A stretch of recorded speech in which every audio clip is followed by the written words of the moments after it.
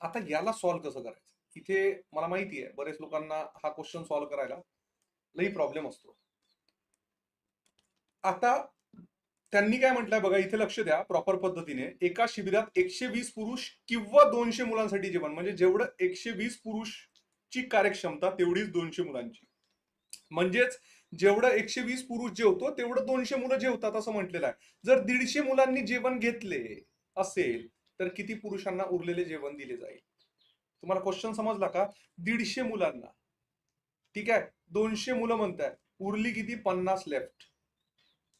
Left म्हणजे उरले. बघायला सॉल्व्ह कसं करायचं. गुड इव्हनिंग स्वाती, लवकर आलीस आज खूपच.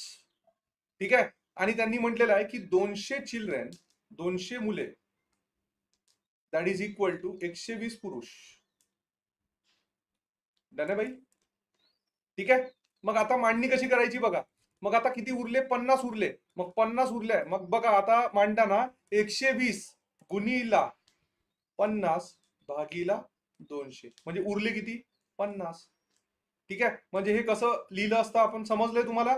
म्हणजे 200 मुले दॅट इज इक्वल टू 120 पुरुष, तर 50 मुले दॅट इज इक्वल टू किती?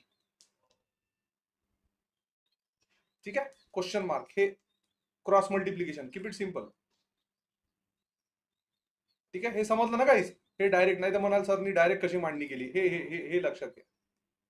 ठीक आहे. मग याला सॉल्व्ह करूया. हे किती होईल रे? 0 0 कटला, 5 24 म्हणजे 1/4 आणि 4 तिरी म्हणजे हे उरले 30. म्हणजे उत्तर किती येणार आहे? 30. So 30 mens will be catered. ज्यांनी ही 20 उत्तर दिलेलं आहे त्यांचं उत्तर एकदम शुद्धपणे चुकलेलं आहे. 20ही काही लोकांनी दिलं होतं. NB, संतोष, ठीक आहे. पुन्हा कोणी दिलं होतं रे?